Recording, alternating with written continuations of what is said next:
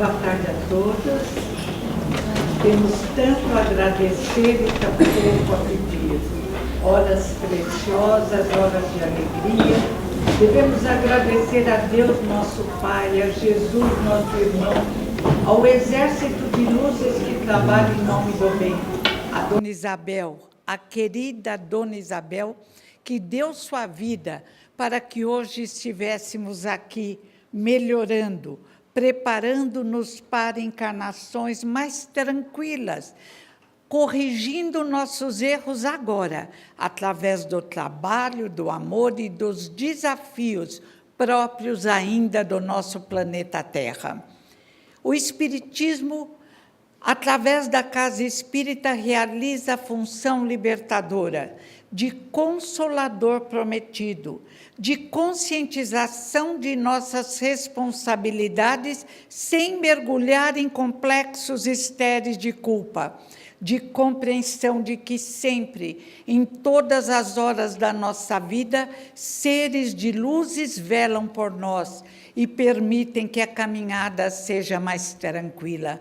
Não importa que a tempestade ruja lá fora, não importa que o desequilíbrio apareça tantas vezes em letras garrafais.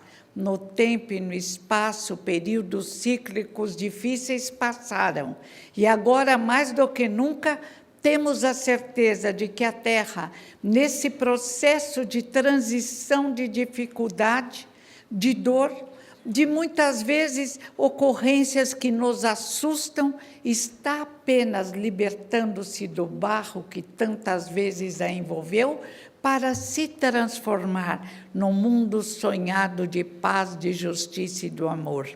E o Espiritismo tem as ferramentas necessárias para que isso aconteça.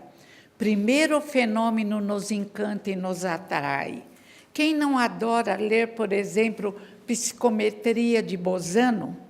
Quem não gosta de se debruçar sobre a história da médium Edith, que com um pedacinho de carvão na mão, embrulhado e trazido de longe, sem que ela soubesse o que era e de onde veio, conseguia contar a história de todas as ocorrências da mina de carvão, porque as nossas vivências estão impregnadas através do nosso pensamento, através do auxílio do plano espiritual superior.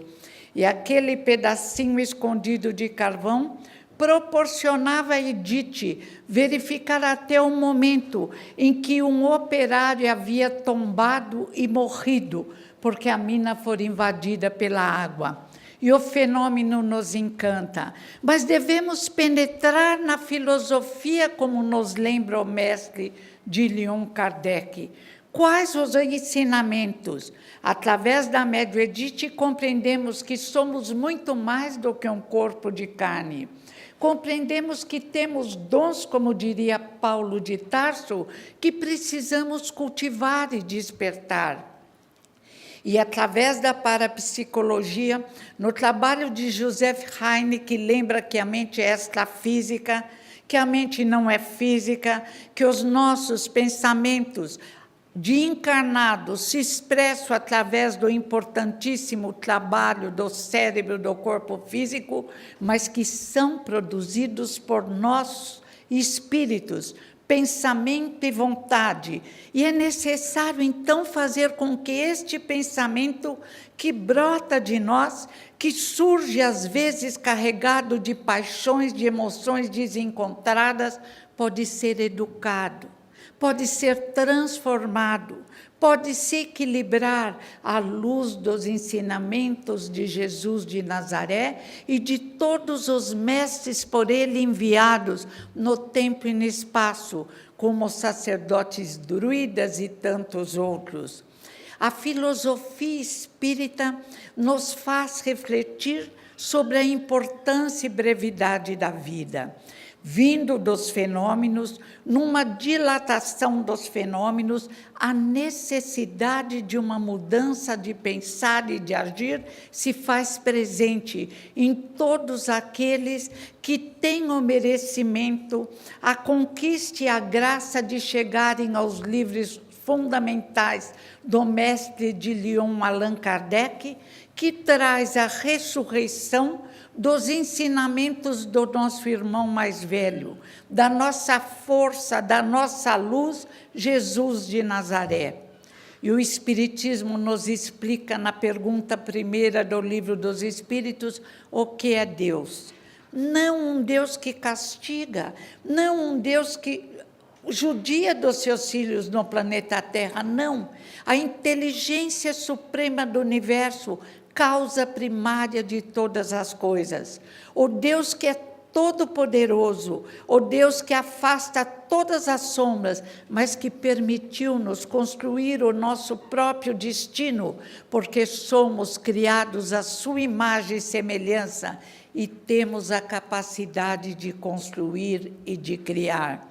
A filosofia espírita nos explica ainda a necessidade de mudarmos de comportamento na exemplificação do Mestre de Nazaré, Jesus, do seu idealismo, da sua coragem, enfrentando as autoridades poderosas do seu tempo, todos os rabinos, os sacerdotes que se voltaram contra o grande revolucionário do amor, contra aquele que realmente conseguiu na Terra a maior mudança de todos os tempos, no sentido da compreensão da ressurreição, da caridade, da nossa imortalidade, da nossa sobrevivência. A filosofia espírita ainda nos aconchega, desfazendo os nós que se fazem dentro de nós quando perdemos entes queridos, porque aprendemos através do fenômeno, com as comunicações que encantaram César Lombroso, como a comunicação de sua mãe, através de uma materialização, aprendemos que não existem mortos, que todos estamos vivos, que existem expressões diferentes de manifestação, com corpo físico, sem corpo físico, mas sempre o pensamento do espírito se expressando através da mente do perispírito. E o início da compreensão desse corpo energético de luzes e sombras, conforme os nossos desejos e o nosso patamar mental, o início de compreensão nos fascina, um véu escuro se rasga na compreensão de que não estamos destinados à morte, de que nosso futuro não será cinzas de um crematório, nem tampouco um caixote enterrado que vai mais tarde brotar através de flores na terra.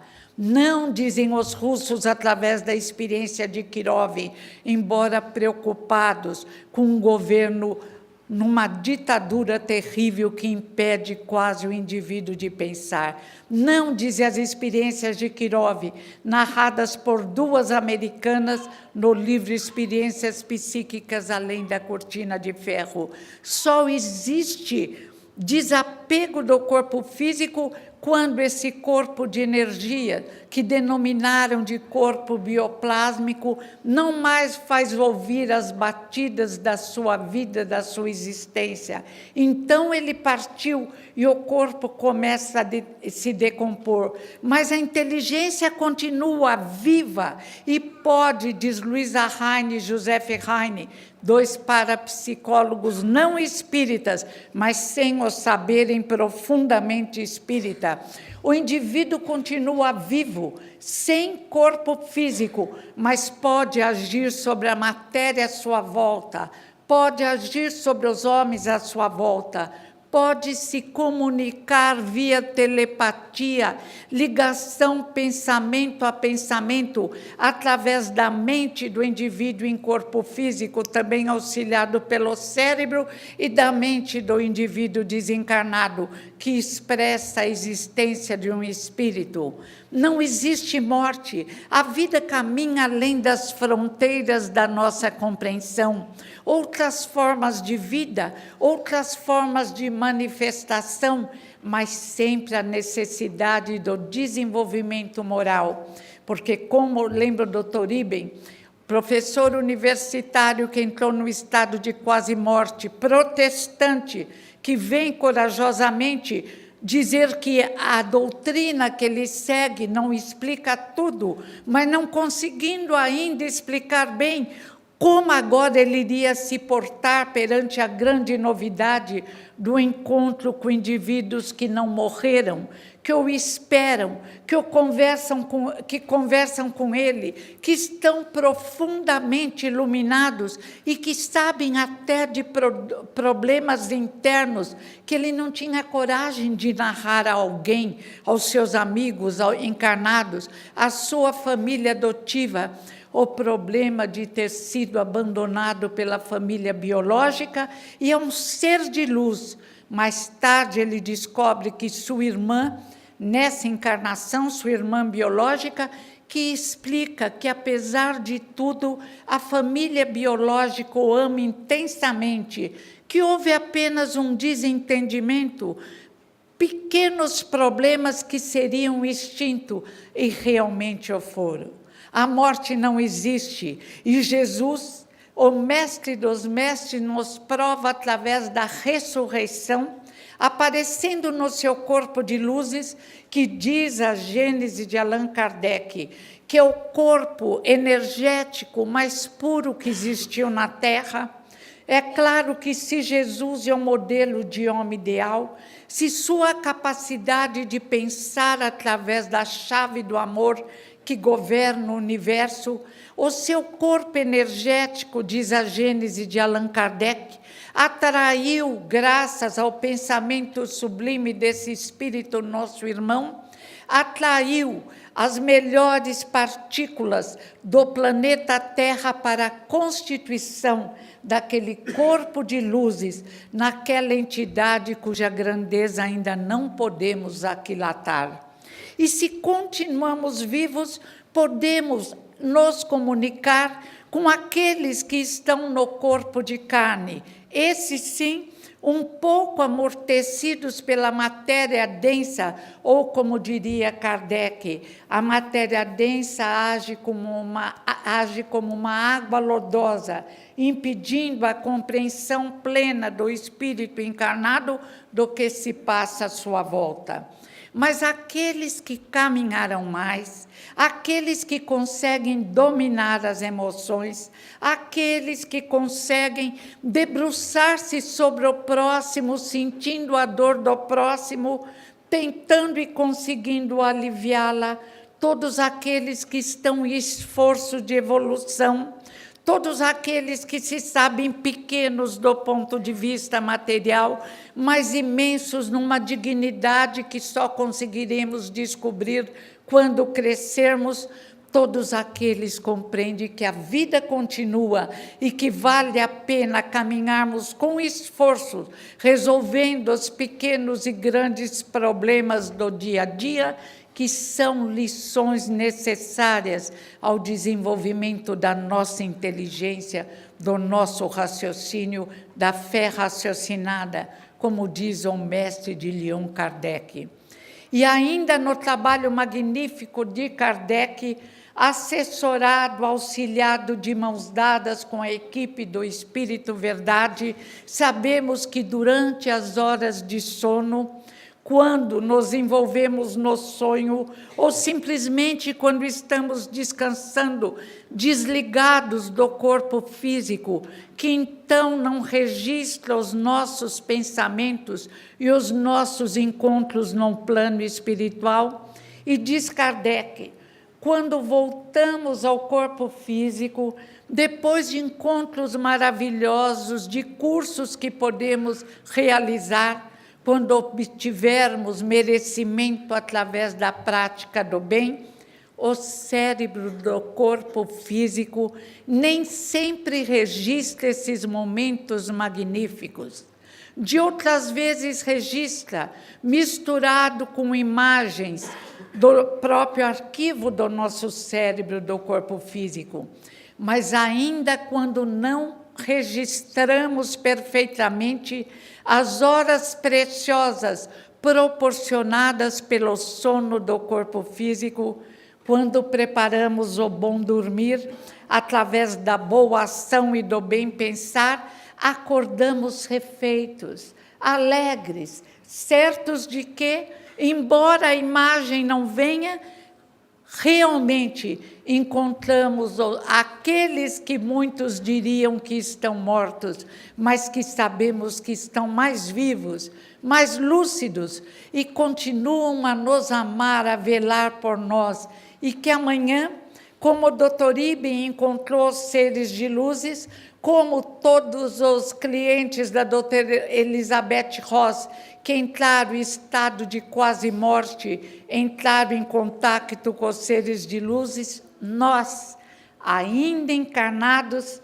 acordando ou dormindo, estamos via telepatia, pensamento, velados por esses seres de luzes e preparando-nos também para nos transformarmos para melhor, porque através da filosofia espírita compreendemos que pelo fenômeno chegamos à conclusão de que precisamos nos transformar no homem de bem do Evangelho, no indivíduo de bem do Evangelho, ou como disse o apóstolo Paulo, se tudo nos é lícito, nem tudo não nos convém. Não nos convém ficarmos parados no tempo e no espaço. Não convém ficarmos mergulhados apenas dentro de nós mesmos, indivíduos cansativos, se não realizarmos trocas com as inteligências que nos rodeiam. Não convém nos expressarmos em pensamento de psicopatia. O psicopata se caracteriza por não conseguir sentir a dor do próximo, pela insensibilidade perante o sofrimento do próximo. O autista se caracteriza por permanecer fechado dentro dele mesmo. Mas, se não compreendermos e não praticarmos a filosofia espírita, que nada mais é do que a apresentação dos ensinamentos do Mestre dos Mestres, Jesus de Nazaré, expressão do maior amor que veio à Terra e que continua a envolver-nos em ondas de luzes, se não conseguirmos sair desses estados doentios, de patologia que requer tratamento espiritual, e tratamento a nível de psiquiatras e psicólogos, aumentaremos os nossos desequilíbrios, estaremos ligados com indivíduos mais necessitados, a nossa angústia, a nossa depressão, a nossa incapacidade de ser feliz irá num crescendo, até quando permitirmos, até quando inconscientemente desejarmos. Mas não, a filosofia espírita, apresentada também, sendo que todos os livros de Kardec apresentam a ciência, a filosofia, a religião espírita, que é o religare, que estabelece a ligação com as luzes do universo. Este é, segundo os vários dicionários, o papel da religião.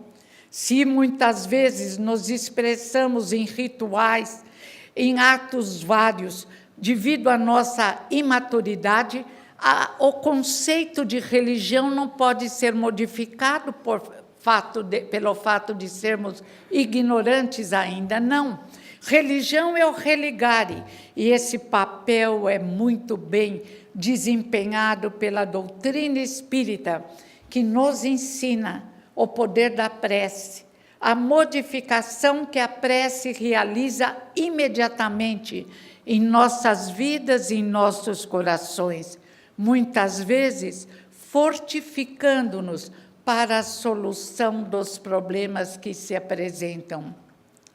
E sempre, inevitavelmente, consolando-nos e fazendo com que compreendamos que todas as dificuldades foram escolhidas por nós, ou fazem parte dentro da lei de ação e reação que ainda não conhecemos direito, porque ainda somos crianças pequenas, fetos no desenvolvimento da razão, diz André Luiz no livro Evolução em Dois Mundos, mas devemos compreender que na ligação através da prece, do bem-pensar, do trabalho em prol da sociedade, do local nosso profissional e de nós mesmos, acende uma luz interior que nos torna mais fortes do que poderíamos sonhar.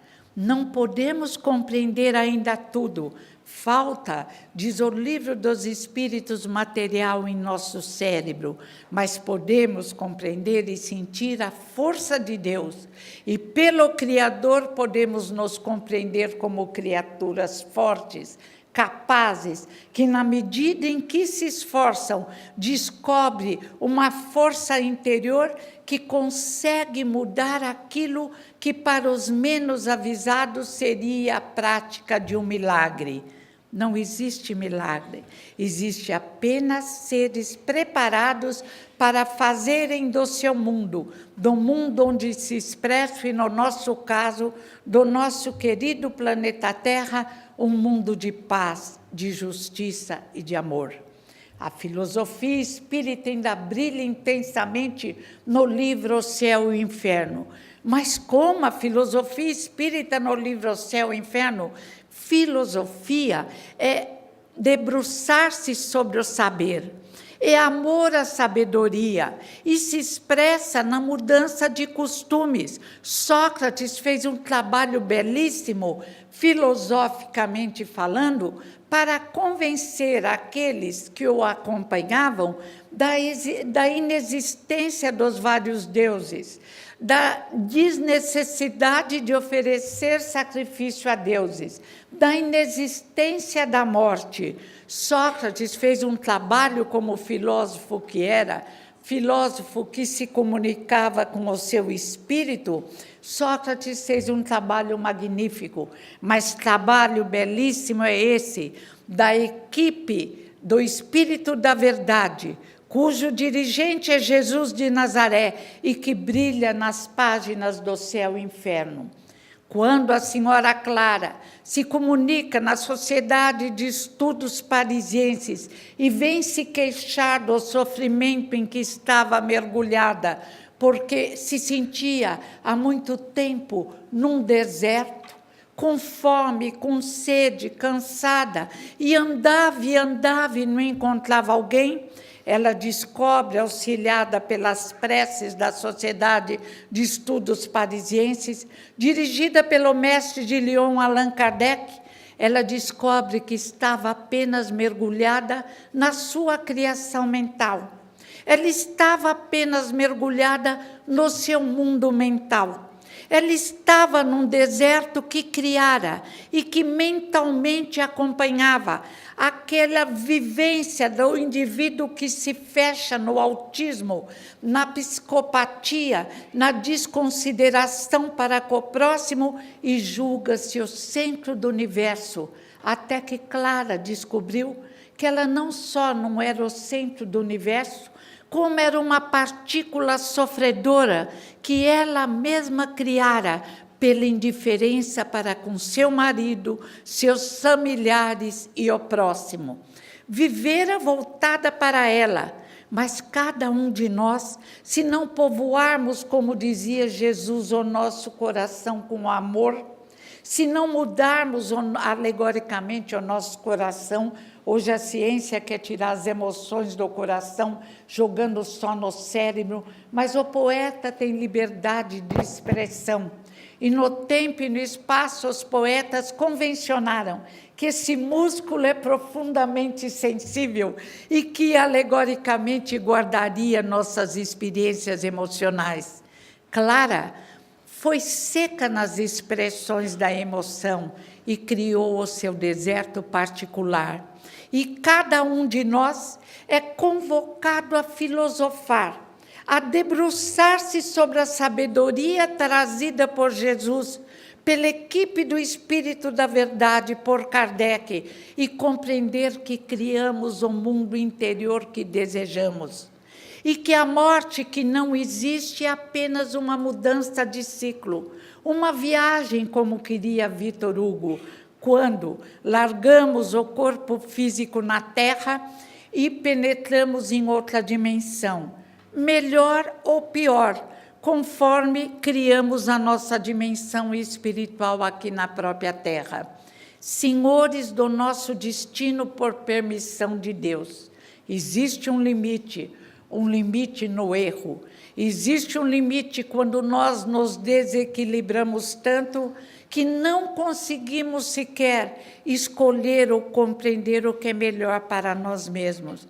Nestes casos, só nestes casos, equipes de amor velam, auxiliando-nos, embora inconscientes, auxiliando-nos e resolvendo por nós a encarnação mais preciosa, para que consigamos fazer do nosso mundo interior não o deserto de Clara, mas o castelo de cristal todo iluminado de Jobar, de Samuel Felipe, da Condessa Clara, da Condessa Paula. E, novamente, a lição, filosoficamente falando, do mais alto teor.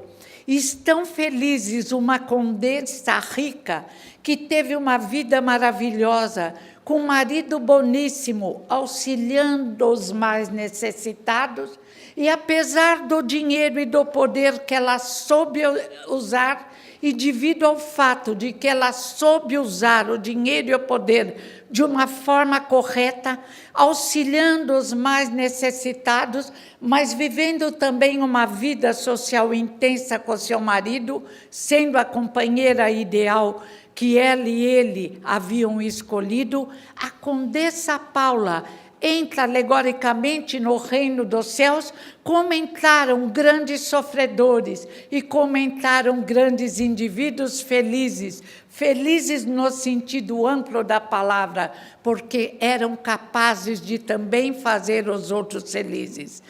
Não adiantou convencionarmos que só os miseráveis, os sofredores entrariam no reino do céu, porque a doutrina espírita vem rasgar o véu da nossa ignorância, despertando-nos para a filosofia do amor, para o comportamento da felicidade, para a bondade que nos ilumina e cria no deserto de Claro um oásis florido, onde verte a fonte do amor e da sabedoria de Jesus de Nazaré.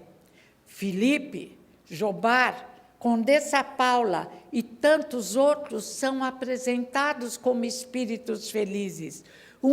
Haviam partido depois da vida de mais sofrimento, de experiências mais difíceis, que teriam escolhido, como diz o Livro dos Espíritos, que o espírito forte, às vezes, escolhe uma lição mais difícil para vencer mais rapidamente etapas evolutivas. Ou teriam criado como Clara por necessidades várias, como nós, através do tempo, criamos lições difíceis devido ao nosso orgulho, ao nosso egoísmo. Mas, felizmente, na medida em que a nossa compreensão começa a se dilatar, em que iniciamos, ainda vagamente, rodeado ainda das sombras da nossa incompreensão, mergulhados ainda muitas vezes na pergunta tola e antifilosófica, na filosofia do mais alto grau, por que eu, todos nós estamos nos preparando para também, no aqui ou no além, já estarmos nos projetando no castelo encontrado pelos espíritos felizes, que não encontraram um deserto, mas que encontraram um local, um castelo belíssimo, alegoricamente falando, brilhando intensamente com as luzes do amor dos irmãos que nos esperam, que aguardam, às vezes, através de séculos, que caminhemos para a luz, que nos deixemos envolver pela luz, que vivamos,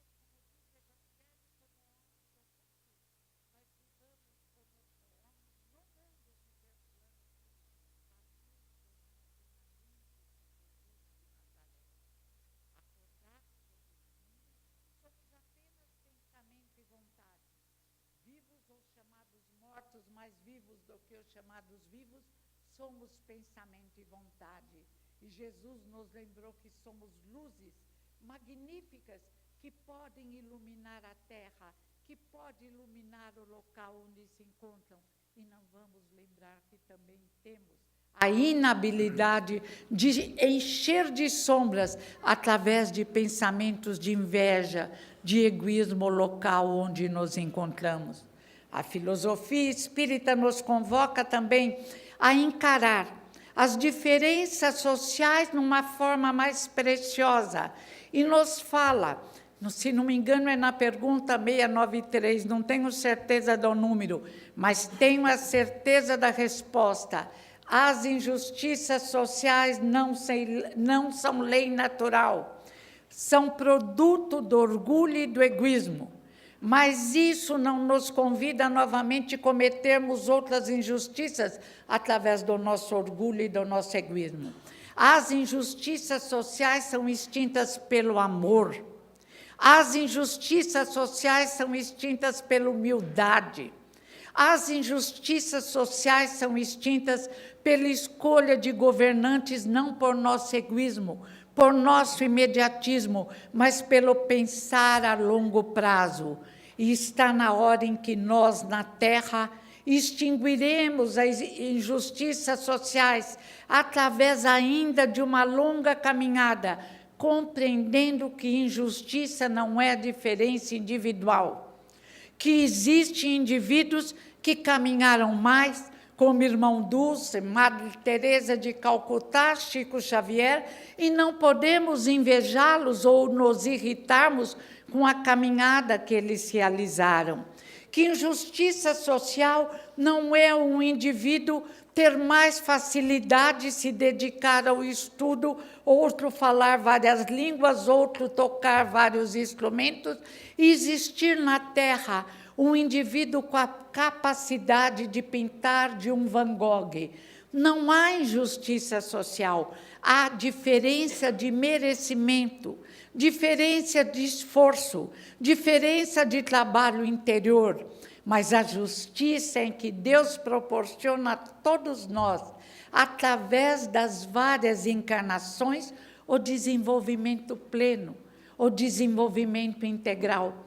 E que justiça social é dar a todos os mesmos direitos, mas de que qualquer forma serão aproveitados de forma diferente. Eu li um artigo muito interessante de um senhor americano na Veja, que ele nos convocava a compreender que não é descendo o nível da universidade que vamos melhorar o nível do desenvolvimento do Brasil. É exatamente compreendendo as diferenças individuais e oferecendo desafios que possam fazer com que os indivíduos se desenvolvam mais. Mas esse é o método educacional usado pelos espíritos que caminharam mais na criação divina de um Deus que é todo amor e toda sabedoria. Existem desafios que nos convocam ao crescimento espiritual. Nas diferenças individuais, numa mesma família, gêmeos nascidos de uma mesma mãe, recebendo o mesmo ensinamento, se comportarão de maneira diferente. E seria muita ignorância nossa tentar mudar esta ordem de coisas. Ou, como diz Piaget, assim como as rosas, vindas de roseiras semelhantes, plantadas numa mesma quantidade de terra, com a mesma quantidade de luz, de água, de calor, são diferentes. Uma roseira oferece ao mundo 5 rosas belíssimas, outras 3, outra uma, outra nenhuma. Mas não existiu injustiça, existiu diferenças individuais. Assim também, cada reencarnante tem que ser apresentado, isso é justiça social, a melhor educação, inevitavelmente, como lembra Jung, a lei de adoração e a Jesus de Nazaré na nossa civilização, quando outras civilizações poderão se desenvolver através de outros mestres enviados por Jesus.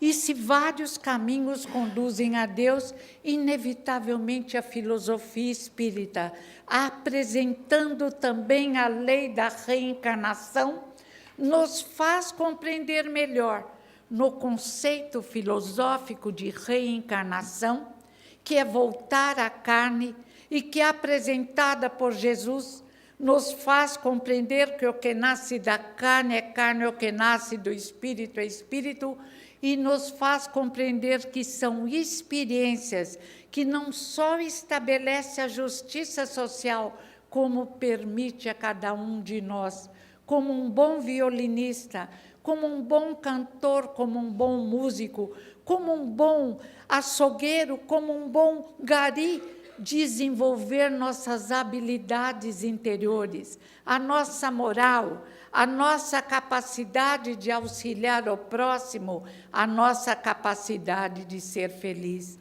E quanto a essa chave magnífica de libertação à reencarnação, a filosofia espírita também apresenta como libertação, não como castigo e dor. E a Gênese de Allan Kardec, outro livro indispensável à nossa formação de homem de bem, do homem de bem no Evangelho, a Gênese de Allan Kardec apresenta como um alambique que deve segurar as impurezas na carne, ou seja, a cada encarnação, recebemos a oportunidade de nos tornarmos melhores, mais compreensivos, mais firmes, mais tolerantes, mais amorosos e mais felizes.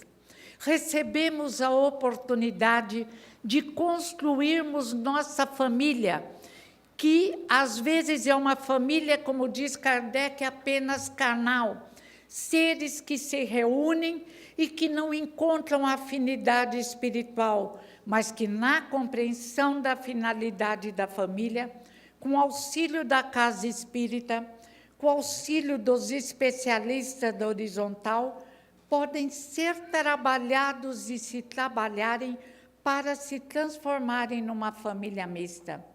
A família mista é composta por seres unidos apenas, muitas vezes pelos instintos carnais, por interesses efêmeros, como unir grandes fortunas, podem ser trabalhadas que não seja pela dor, que também é mestre eficiente quando o indivíduo se recusa a caminhar pelo amor, que seja por desafios, por dificuldades que façam com que a família cresça e se transforme na família espiritual. E a filosofia espírita lembra que essa família espiritual tem que continuar trabalhando pelos reencarnantes, para que cada pai, cada mãe, cada avô, avó, parente, vizinhos e amigos possa dizer, quando lhe for perguntado, que fizeste da criança que lhe foi confiada? E a resposta, fiz o melhor que podia. A filosofia espírita também nos explica, como diz Herculano Pires, não somos apenas existentes, não somos, como desejava a filosofia existencialista e deseja ainda, materialista, e até mesmo a espiritualista, com Gabriel Marcel Kierkegaard. Não somos apenas seres de carne, não somos apenas seres com essa vivência na Terra. Não nos basta apenas, como queria Gabriel Marcel, crer em Deus. É preciso muito mais. É mostrar essa crença através do trabalho em benefício do próximo. É mostrar essa crença através da modificação interior. E somos ainda interexistentes, e isso modifica toda a nossa qualidade de vida. Se fôssemos apenas existentes, estaríamos nos comunicando apenas com dificuldade, porque estaríamos praticamente fechados num corpo de carne com aqueles que estivessem à nossa volta. Mas como somos interexistentes, como temos um corpo energético de luzes e às vezes de sombra que se dilata ou não, a comunicação se estabelece com entidades de várias dimensões sequer por nós pensadas, porque não temos a capacidade de compreender as maravilhas que nos rodeiam.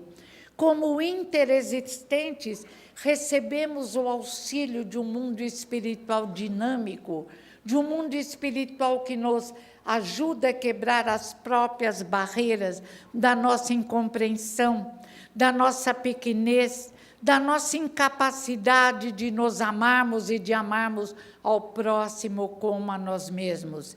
E essa interexistência permite-nos ainda compreender que se expressa numa filosofia de um amor indestrutível. Se não existe morte, não existe separação. A família não se destrói, a não ser que seja uma família carnal ainda imatura. A família mista, a família espiritual, continua unida através dos laços de amor. Há 2000 anos, Varro, gosto do exemplo de Varro porque é um homem. Falamos tanto no coração amoroso das mães, homenageadas amanhã com muita razão e merecimento, mas devemos lembrar do coração amoroso dos pais, pais e mães iguais na capacidade de um amor incondicional, pais e mães, como diria o Winnicott, suficientemente bom. Não vamos falar nas exceções. Varro, um homem, um espírito nobre, tanto quanto Matilde, que aparece na Libertação, uma mulher, Varro, um homem, permanece olhando as ruínas de Roma, porque seu filho amado era ainda um espírito atrasado, que sofria, gemendo entre as ruínas de Roma. Varro, um homem, que muito antes, séculos atrás, fora um guerreiro terrível, mas que agora era uma luz plena, um coração amoroso. Varro explica o plano espiritual superior, entre as luzes ainda maiores que ele mesmo, que não podia abandonar o filho querido, chorando nas ruínas de Roma, que desejava se responsabilizar por aquele filho e ter a oportunidade de fazê-lo crescer, porque não suportava sentir a dor do próprio filho, e que, junto com o filho, teria a oportunidade de agir, auxiliando outros espíritos no querido planeta Terra. Varro, novamente, por vontade própria, num trabalho voluntário de amor, e isso é filosofia espírita, Varro vestiria a roupa de carne, reencarnaria em meio a problemas terríveis de perseguição aos cristãos, e ele seria cristão, porque só Cristo poderia libertar seu filho do desatino em que entrara, do sofrimento em que mergulhara, da descrença e da compreensão das sombras que o envolviam. E Varro reencarna, e para permitir a vinda do filho, casa. Um casamento quase carnal, não tivesse Varro a grandeza espiritual, com uma mulher que não o compreendia, não o amava e o abandona, e tira tudo o que ele possuía. Varro depois desencarna e, novamente, nessa atitude maravilhosa de um ser nobre, pede para voltar à Terra, para continuar a educação do filho, que estava nas mãos dessa mãe ainda desequilibrada, mas amanhã, bem amanhã, um espírito de luz.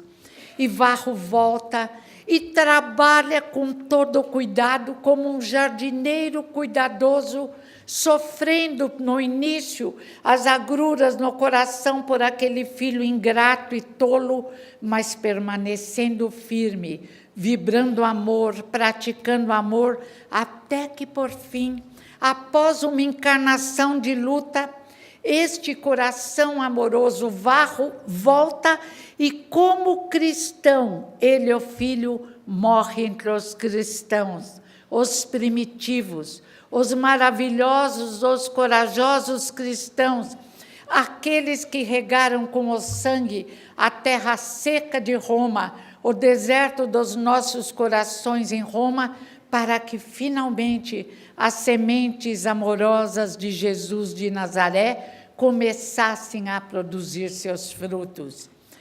A beleza da reencarnação aparece aí em todas as letras. Que seria do filho de barro? Que seria de barro se aquele ser amado, aquela joia preciosa não se transformasse para melhor? Não haveria felicidade. Por mais belo que fosse o paraíso, para barro haveria sempre dor, saudades, necessidade de socorrer. E se o filho de barro teve barro a assisti-lo, todos nós temos em nossa existência um pai que nos ama infinitamente, uma mãe que nos ama, vários pais, várias mães na terra e no além, todos vibrando por nós, sacrificando-se por nós e dispostos aos maiores sacrifícios para que, finalmente, pelo menos entremos numa adolescência equilibrada no setor emocional, no nosso querido planeta Terra.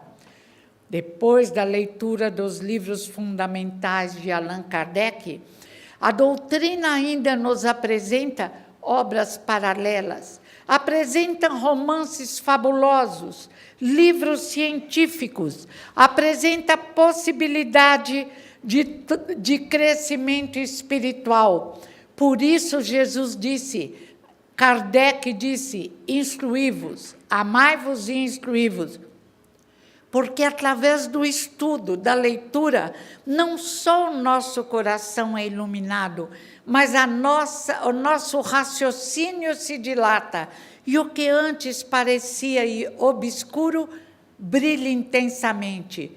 Ficamos mais inteligentes até para as outras tarefas várias. Se os pais soubessem, eu digo sempre, como a evangelização, o conhecimento dos ensinamentos de Jesus dilata a nossa compreensão, obrigariam os filhos a irem à evangelização, mesmo se não fossem espíritas.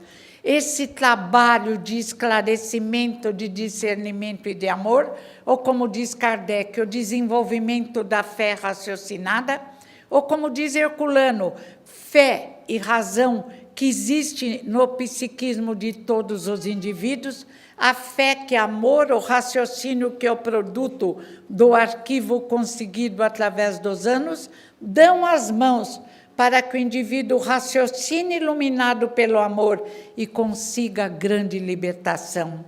O convite é a libertação das paixões inferiores, a construção de um mundo melhor, já construindo um mundo de paz, de justiça, de alegria e do amor. O convite é a caminhada para a luz. Obrigada.